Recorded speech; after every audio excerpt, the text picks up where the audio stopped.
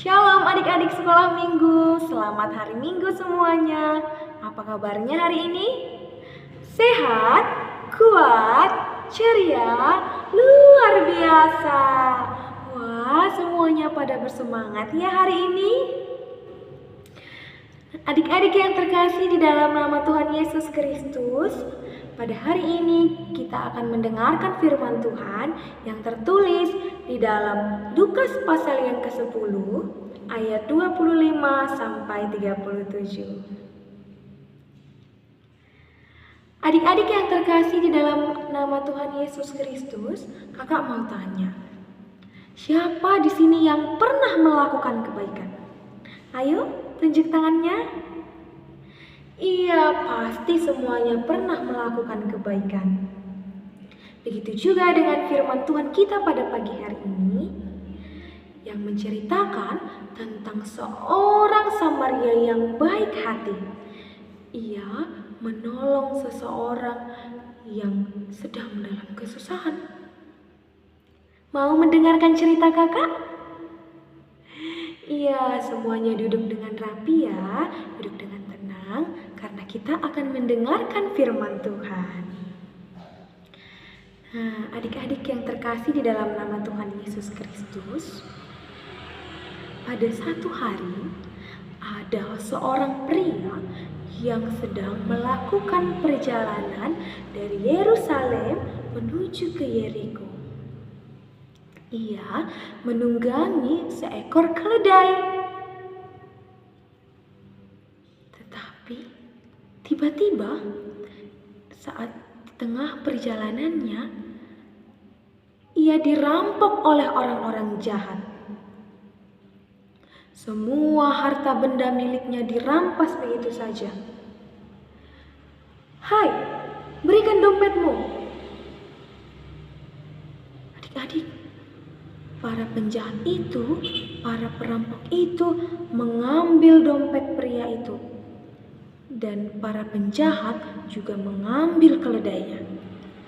Setelah mereka mengambil barang-barang milik pria itu, mereka memukuli pria itu.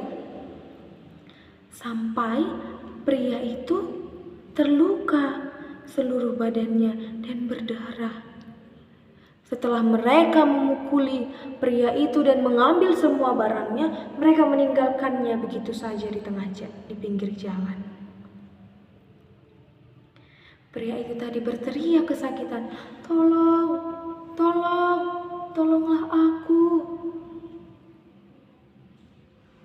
Nah, adik-adik yang terkasih dalam nama Tuhan Yesus Kristus, saat itu lewatlah seorang imam.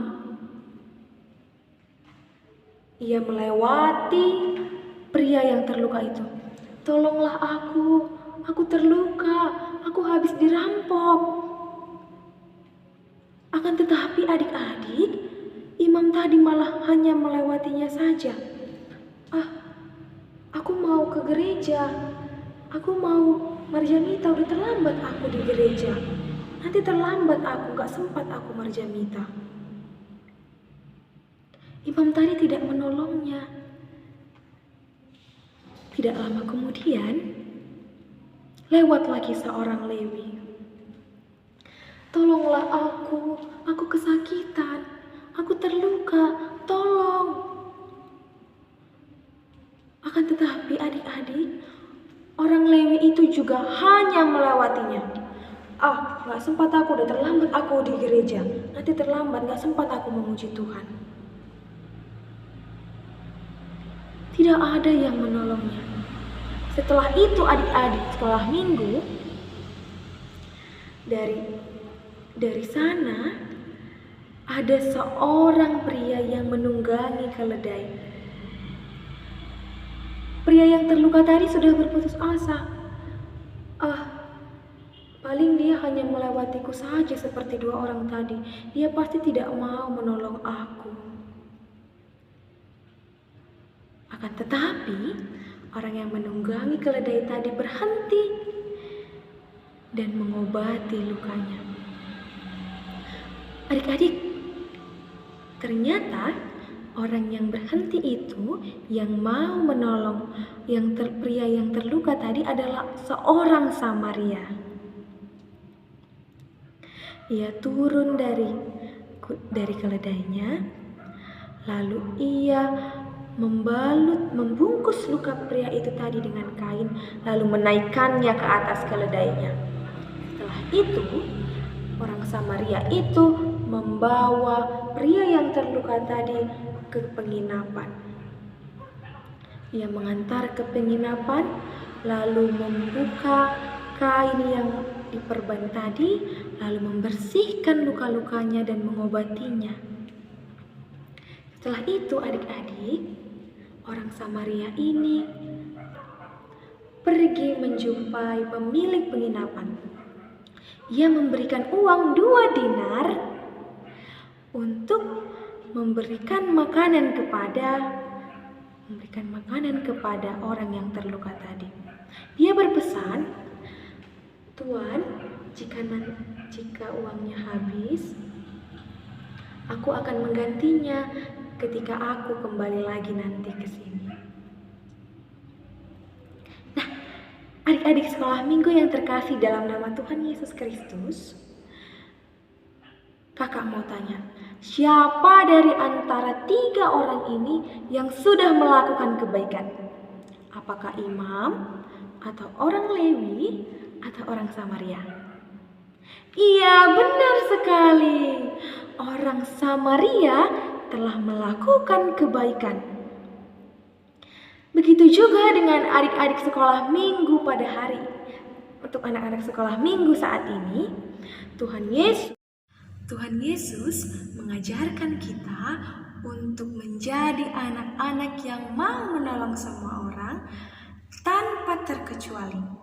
Baik itu orang yang miskin, orang yang kaya, orang yang kulit putih, orang yang kulit hitam, orang Kristen, orang Islam, semua orang tanpa membeda-bedakan satu sama lain. Begitu juga firman Tuhan kita pada hari ini mengajarkan kita bahwa kita harus memuliakan Tuhan bukan hanya ke gereja saja, bukan hanya beribadah ke gereja saja, tapi melalui orang Samaria ini memberikan kita contoh bahwa menolong orang juga merupakan ibadah kita untuk Tuhan melalui orang-orang yang memerlukan bantuan kita. Nah, maka dari itu anak-anak sekolah minggu harus mau menjadi alat Tuhan untuk menolong siapa saja, untuk menjadi penolong bagi setiap orang. Siap?